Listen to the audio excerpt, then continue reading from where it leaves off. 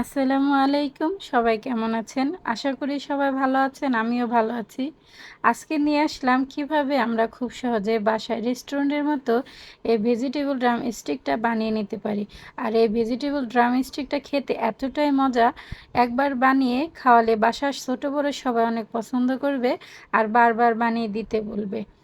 আর এই vegetable drum স্টিকটা বানানোর জন্য এখানে আমি সবজি কেটে নিয়েছি। এখানে বরবটি, পটল কুচি, গাজর কুচি, পেঁয়াজ কুচি, কাঁচামরিচ কুচি, ধনিয়া পাতা কুচি আর বাঁধাকপি কুচি নিয়েছি। আপনারা আপনাদের পছন্দ অনুযায়ী সবজি ব্যবহার করতে পারেন। এখানে আমি চুলায় কড়াই বসিয়ে 1/3 কাপ পরিমাণ তেল দিয়েছি। দিয়ে দিয়েছি 5-6টা রসুন কুচি, তারপরে দিয়ে দিয়েছি 1/2 কাপ পেঁয়াজ কুচি আর 6-7টা কাঁচামরিচ কুচি। এখন আমি এগুলো একটু নেড়েচেড়ে ভেজে নিব। আপনারা আপনাদের পছন্দ অনুযায়ী সবজি অ্যাড করতে পারেন। আমার বাসায় যে সবজি ছিল সেটাই আমি অ্যাড করেছি। এখন আমি ধাপে ধাপে সবজিগুলো দিয়ে দিব। প্রথমে আমি বরবটি কুচি, পটল কুচি আর গাজর কুচি দিয়ে দিব। দিয়ে একটু নেড়ে চেড়ে নিব, হালকা একটু ভেজে নিব। এখন আমি দিয়ে দিব বাঁধাকপি কুচি।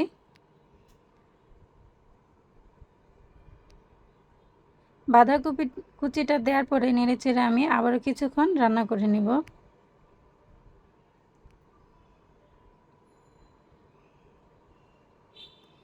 এখন আমি দিয়ে দিব 1/2 চা চামচের মতো লবণ। দিয়ে আবার একটু নেড়ে দিব আর দিয়ে দিব একে একে মশলা। এখানে আমি 1/2 চা চামচের মতো হলুদের গুঁড়া, মরিচের গুঁড়া আর ধনিয়ার গুঁড়া দিয়েছি। দিয়ে এখন আমি সব মশলা আর এই সবজিগুলোর সাথে নেড়েচেড়ে একটু ভেজে নেব। সামান্য পরিমাণে পানি দিয়ে দিব, যে পটল আর বরবটিটা দিয়েছি সেটা যেন সেদ্ধ হয়ে যায় এজন্য। এখন আমি ঢাকনা দিয়ে 5 মিনিটের মতো রান্না করে নেব। 5 মিনিট পরে সবজিটা এরকম ভাজা ভাজা হয়ে গেছে। এখন আমি হালকা নেড়েচেড়ে নামিয়ে ফেলবো। আর এদিকে আমি 3টা আলু সেদ্ধ করে রেখেছিলাম। এখন এই আলুগুলো আমি ম্যাশ করে নেব। একবারে মিহিন করে ম্যাশ করে নিতে হবে। আমি আলুগুলো ম্যাশ করে নিয়েছি। দেখেন কতটা মিহি হয়েছে, দানা দানা থাকা যাবে না। এখন আমি এই আলুর সাথে রান্না করে রাখা সবজিটা দিয়ে দিব।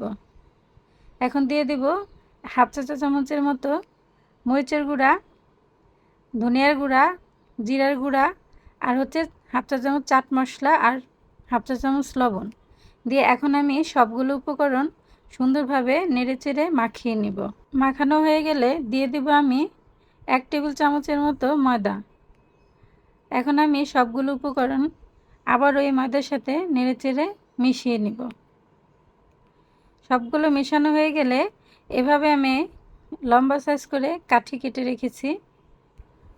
এখন আমি যে আলু আর সবজির মিশ্রণটা মেখে রেখেছিলাম সে জায়গা থেকে এভাবে পরিমাণ মতো নিয়ে হাত দিয়ে চেপে চেপে কাঠির মধ্যে ঢুকিয়ে দিয়ে আমি ড্রামস্টিক বানিয়ে নেব।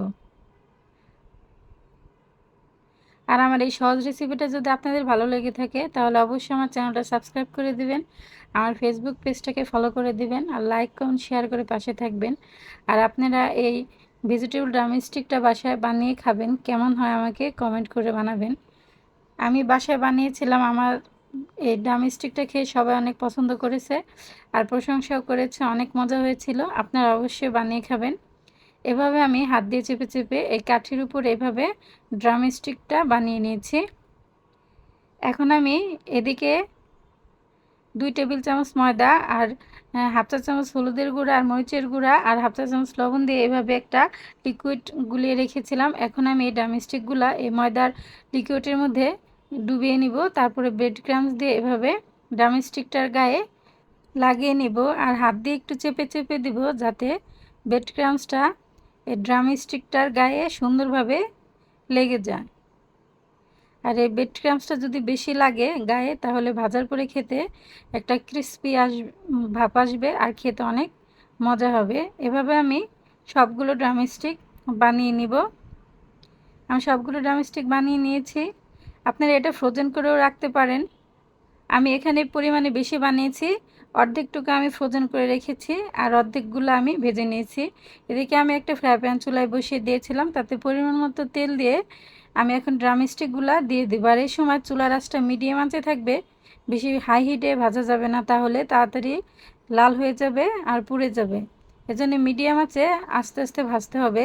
আর তেলটা যখন হালকা গরম হবে তখন এই ড্রামস্টিকগুলো দিয়ে দিতে হবে। যখন এক সাইড এভাবে লাল হয়ে ভাজা হয়ে যাবে তখন আমি একটা কাঁটা চামচ দিয়ে এভাবে উল্টিয়ে দিব।